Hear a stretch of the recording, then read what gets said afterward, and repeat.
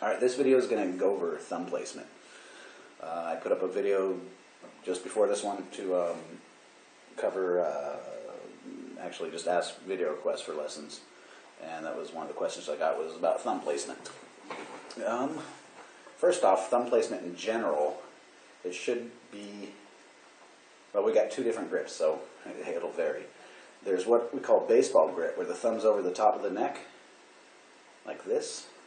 And then there's classical grip, where the thumb's on the back of the neck, like this. Now, classical grip is what I'm really going to focus on because it has the most benefits and has no restrictions to it. With classical grip, the thumb wants to be behind around the index and middle finger. Not to the side, but right behind like the index or middle finger, whatever's more comfortable for you. Of course, posture is important. Sit so your wrist is straight with the guitar angled, the neck angled upwards. Don't let your wrist bend or have the guitar folding back. It will pivot up and down on the back of the neck. So if I'm playing on my top string, my thumb's going to be lower on the neck. If I play on the bottom string, my thumb's going to pivot upwards. That's normal. But I'm not going to let it go side to side. I'm going to try to avoid doing that. Sometimes you have to do it to play really high up on the fretboard, of course. But that would be classical grip. All right. Baseball grip has some pros and cons to it. One of the good things about baseball grip is you can bend strings much easier. You get leverage over the top of the neck with your thumb. So especially for harder to do bends, a full bend on an acoustic guitar with heavy gauge strings or bending 3 strings, I can really get leverage. But I can still do it with classical grip, or just a bend in general, with classical or thumb or baseball grip. If you're used to classical grip, you can do it either way. You can actually use both. That's what I end up doing. Most cases I will play with classical grip, though. One of the big reasons for that is there's no restrictions. With baseball grip, this is as far as I can reach. And it's about 4 frets. When I use classical grip, I'm getting 7, 8 frets, depending on the position.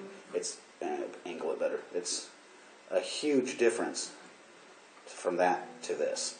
So that's one huge advantage. It's very hard to use your little finger using baseball grip. It's very restricted. One of the pros I'd say also about baseball grip though would be for playing open chords. In open chord position, when you're getting used to your open chords, I'd have to add to that, you get more relaxed in holding them, and you can hold them and they still ring out where your hands get relaxed and your thumb can hang out higher above the neck. So, say I'm playing something like a D major, where I don't want that E string to ring out. I can actually use my thumb to kind of butt against the side of it from this side here of the neck to mute it, keep it quiet. Now if I accidentally hit my E string and strum all the way through 6 strings, I'm not going to hear that E I don't want to hear in a D major chord. Whereas if I don't do that and I accidentally hit my E string, it won't sound so good. One of the other not so common things to do with a thumb, but it can be done, best example I can think of is a D major chord, is I can actually fret my 2nd fret of the E string, of my 6th E string, to add an F sharp, a lower octave F sharp to that D major chord.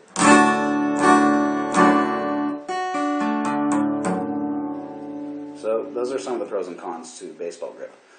In the end, I think classical grip is the best one to start out with and get in the habit of doing.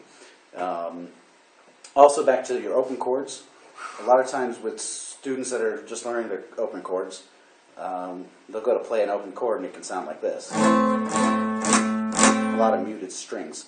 And what I usually tell them to do is bring their thumb down very low to get away from the baseball grip and go to a very extreme version of the classical grip. Because if you just see what my fingertips do, here's baseball grip, they're very close to the strings. Classical grip, I'm standing on my fingertips, fingers are arched, and not obstructing strings. So they're both useful, and I mean it's good to learn both ways. If you're starting out, I would suggest getting used to classical grip. And that's it for thumb placement.